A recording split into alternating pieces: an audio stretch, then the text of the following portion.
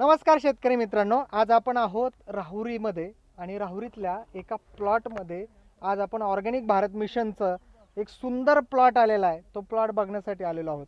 या प्लॉटसाठी आपल्याबरोबर शेतकरी आहेत, त्यांच्याकडनं जाणून घेऊयात ते कुठून आहात. आमच्या सगळ्या शेतकऱ्यांना तुम्ही सांगू शकता आज आपण कुठे आहोत. आपण देसवंडी येत आहोत, राहुरी तालुका. राहुरीमधलं गाव आहे देसवंडी आणि या देसवंडी गावामध्ये ह्या शेतकऱ्यांनी कांदा प्लॉटसाठी आपलं जे तंत्रज्ञान आहे ते वापरलेलं आहे. काय आपण याला वापर केला होता?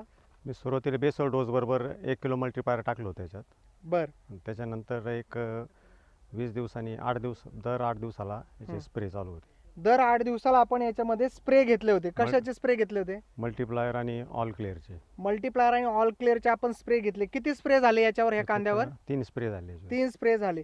मग 3 स्प्रे मध्ये एकदा तुम्ही पाण्यात न दिल्याच्या नंतर ह्या कांद्याला काय असा अनुभव आला? कांद्याची पातीची संख्या वाढ